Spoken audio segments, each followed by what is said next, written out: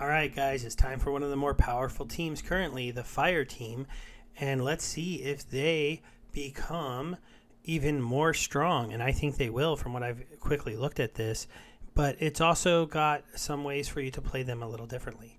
So we'll go ahead and jump into the Fire Team, and we'll start off by taking a look at their summoner. +1 to attack and +1 to health. So this is a little bit of a play on the Play-Doh Ember Storm, but without the speed boost. So he was +1 health, +1, -1, and +1. So this card is going to allow you to play some of those teams that you've seen Play-Doh play and really just dominate you. And so that's going to give them a whole nother more players the ability to do stuff. Also, there's some cards in here in this set that obviously are going to be really good for Yodin, and there's some cards that are maybe going to be more used with the new set. There's a Serpentine Sky. He was the 3-cost one that I said got one up a few videos again. But he does 4 damage, so that's a little bit better than the 3 damage, but 2 cost to 3 cost. But let's go ahead and get in this. So they have an interesting chicken. Their new chicken, as I'm calling them, because they're the 1-cost cards. Well, not chicken. I shouldn't even be calling them chickens. Chickens don't cost 1. Chickens cost 0. Chickens are the legendaries. Whatever. You guys kind of get it. But they have similar stats to a chicken. They all have 2 attack, 3 health. So a matched out chicken has 3 attack, 2 health. 4 speed and shatter. So I guess this guy's a guy you can put in the front sometimes if you're hoping he's going to hit like a slow, big, burly tank and blow up their armor, or you can play him in a melee monster that can attack from anywhere. That makes a lot more sense. Or in a super sneak. But other than that, this one probably gets a little bit less play because there's not going to be that often where that shatter is really going to do anything. But he only costs 1 mana, so if you don't have anything better to do with 1 mana, you'll probably put him somewhere on the board. They get a really nice card here and another sniper because Yodin has not that many current snipers on the team, so he ends up having to use neutral snipers. Now he gets another one to combo with where is he? With Fiora, and so now you can run these 2 snipers, and then when you combo in, I think I have the water still. Let me take those away. The Mantoid. Now you've got 3 snipers on the team. So this card can kind of make up for the fact that the Centaur's going away in the modern format, and maybe you just don't even have a Centaur. You don't have a leveled Centaur, because this one at max level does 3 damage, has 5 speed, so attacks quick. It snipes. It has a snare. Snare is really cool, especially for like earthquake modes and things like that. And if it doesn't finish the job, it'll poison you to finish the job at the start of the next turn. Really solid card. The Radiated Brute. Kind of interesting. He's obviously not as good as the rewards card that is going to be in the new set of the Phineas Rage. Phineas Rage is just an amazing card for 2 more mana. He does a little bit less damage, but the 6 speed with an Oppress can just win you matches when it comes into play. But when you don't quite have enough mana to play Phineas, well, then you can play the Radiated Brute. So it'll be a playable card. You'll use it sometimes. The 5 mana will let you sneak it into those lower mana matches. So that's really, really important. Oops, I forgot to remove my face. I'm getting a little tired, trying to knock these all out in one night.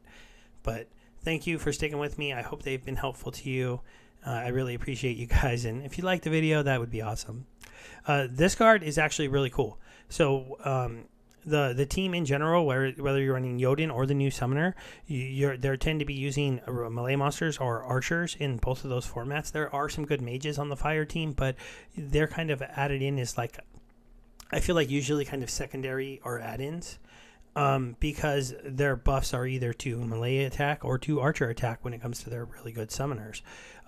I guess you do have the normal summoner on fire, which does the speed boost. So with Pyre, you can go the mages if you want to, and we'll talk about that when we get to the other mages on the team. Right here, the Antoid platoon here, you have a Scavenge shielded tank with armor, life.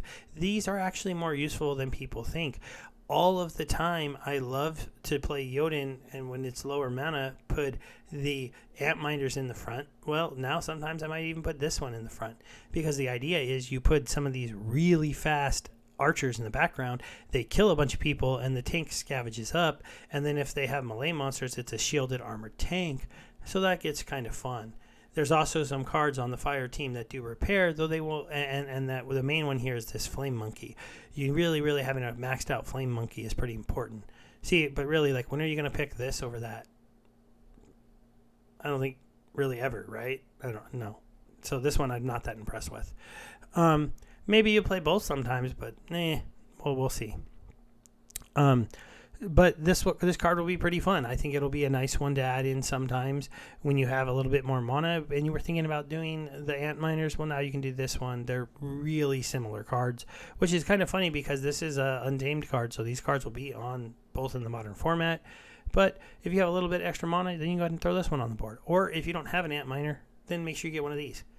Now we have a awesome card for the set, and it's kind of funny because he doesn't look that awesome, right? Just 4 damage, 4 speed, 6 health, but it has knockout. Why is that awesome? Because this guy stuns, and this guy stuns. So you've got 2 really good archers that stun, and there's a new card that has a stun. This one here. So any cards with the knockout ability that you can fit on the board is really cool, and the team just didn't have that many that had knockout that were really playable with a Yodin.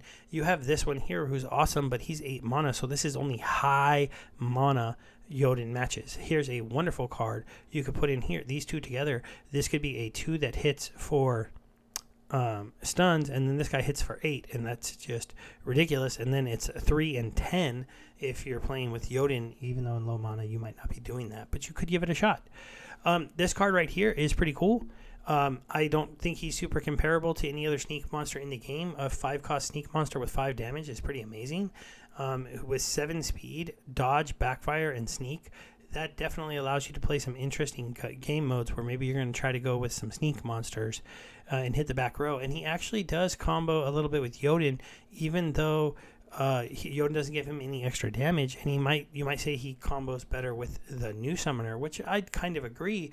But you could use him in a Yodin match if you wanted to try with the Pyromaniac. Because the Pyromaniac is fast, hits for 4, sneaks, would be hitting for 5 with Yodin. So you'd have 2 5-hitters hitting the back row that also do blast damage. Kind of interesting. Not maybe the best thing to do, because I think most people like blast damage to hit the front position or the sniper position, not the last 2 monsters. But hey, it could be a fun one to give a shot. This is the other knockout monster, but he's slow. So now you get a fast one that only costs 4. That's why I really like this card. Over here, you have the new Jin for them, and he's just a solid mage, 4 attack, 5 and 4. Not super impressive, but not bad. Definitely, if you level him up, you'll probably use him occasionally. Also, if you can't use your archers, then you can use the new summoner, and it will have a back row good attacker that you can still throw on the board. We're getting a very interesting archer here. That can be, obviously, any of the archers are going to play off with the Yodin deck, but he has the weaken and demoralize on him. He's slower, and he has close range. So he's kind of designed to maybe sit in that spot where you would get sniped at, which is kind of nice because the team, I mean, it has a couple other cards that are, that could sit there, but this one costs 9. I mean, he wouldn't take sniper fire if you put him in the second position. I guess you could sit this guy there to kind of take some hits, but they don't have that really meaty person you can stick in that second position to just kind of take hits. And so this card maybe is there with 10, and he's demoralizing, so that's kind of interesting. If he is headwinding or silencing, then I'd feel more comfortable with that, but it's still an interesting card. The Forgotten One is a 9-cost, big, slow tank with armor, health, immunity. Now, immunity is the one factor that I would say it gets underappreciated currently. There are certain game modes where having an immune tank that can't be stunned, can't be prevented from being healed, cannot be anything done to them, no poisons, no nothing, can be really cool. But is he better than Magnor? Don't know. Similar cost. Who you gonna play? I don't know. You have to tell me. He doesn't taunt, so it's a different lineup. It's a different setup. But I don't know if he'll get that much play because Magnor is just so good. But maybe if you don't have a Magnor, this could be your big tank that you put in front of Phineas, and then you've got these big guys. Phineas weakens them, and he comes in for the killing blow at the end. 2-speed is a little bit interesting because you might miss a little, but since you can see the Scorch Fiend on the board, you've got a 0-cost card that gives a speed, and I showed earlier that you have a Flame Monkey, and you have a 3-cost that gives a speed.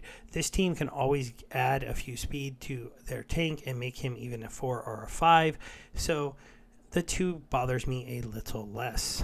Piercing, that's something that maybe he has over Magmar. There's nothing worse than when their big 10 hitting Magmar hits a guy with 1 armor, right? You're like, argh.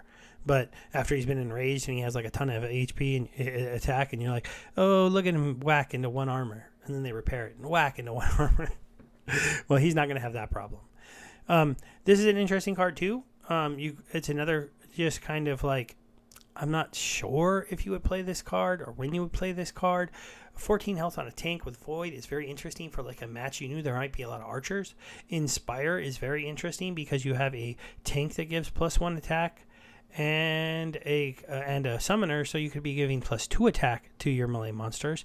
But then which melee monsters are you going to be playing? I guess you could be playing like the Radiant Brute. You could be playing the Sneak one, and then you could be comboing it in with some other ones. I don't know. Let me know if you think this is better than I do. My initial thoughts are, if he was a mage, he'd be awesome. He's a melee guy, though, so he has to be your tank unless you're playing melee monsters can attack from everywhere. But then Void's not that good because in melee monsters can attack from everywhere, there's usually more melee monsters. However, occasionally somebody runs all Void. All magic, thinking you're going to run all melee guys with armor, and they just want to blow your guys away. So he could be a counter to that a little bit. The Jin that we've got teased in the thing, he's just an awesome card. 7 cost, 5 mana. Obviously, maybe your replacement for the Elemental Phoenix. Elemental Phoenix was a legendary card, so it did do a little bit more and was a little bit better. I didn't have a maxed out one, but having this big guy here doing 5 damage with magic in a really big match, if you're using Yodin, he's doing splash damage as well. He's stunned, and he's a giant killer, so that's pretty cool. If somebody drops one of those big tanks in the front row, he's hitting for 10. So, solid card. 8 cost mage, they did get, unlike the water team, a attack every other turn, and it is their legendary card. So this one is very interesting. Recharge, so every other turn attacking, but doing 9 magic damage. But the interesting thing is it has a shield. So in those upper, bigger matches, if you have people that are going to be hitting him for 5, you could put him in the last position, put him in the sniper position. Only going to be able to get hit for 1. So that one's kind of interesting. Obviously, Scorch Fiend, really cool. 0 cost, speed buff, awesome. So, neutral cards that goes well with this team. They don't have a triage, and they have a couple guys with armor. So, this card is definitely one that will pair well into this team behind this guy. They do have some other cards with repair.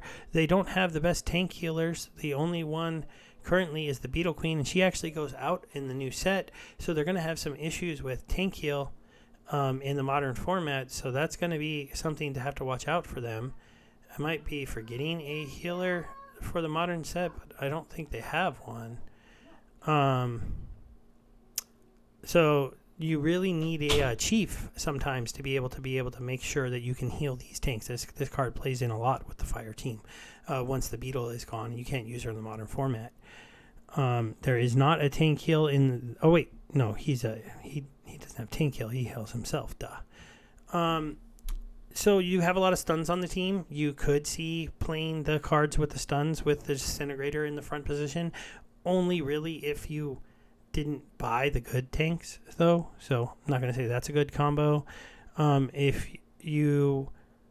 Could you run this guy instead? I don't know. There's so many good cards. Maybe if you thought you wanted Giant Killer or you just wanted to demoralize them. Obviously, I've said it before, these cards are both great for Yodin. This one is great for Yodin. I mean, on a higher mana match, you can be playing this one. You could be playing this one instead of this one to get that speed buff, but actually putting an attacker on the board. And doing a strengthen, when Yodin strengthens already, it means that you're going to be getting some of these high life monsters and getting them instead of at 10, they're at 12. And the lower monster monitors, instead of being at 4, he's actually going to be at 6. He's going to be at 6. This guy's going to be at 7. this card right here, even though it'd be kind of funny, would be up at like 5 life. So, it's a very interesting team where they can build up a lot of life, do a lot of damage, do a lot of splash damage, and have a lot of fun. I think fire is going to remain one of the top teams. I think that water in the new modern format might finally take a little bit of a different seat at not being as dominant as they are currently. This is where I'm kind of going to go over a little bit of my final thoughts now that I'm done going over all of the cards. I did touch on all of them, right? Oh, we didn't really look at Tarsa that much.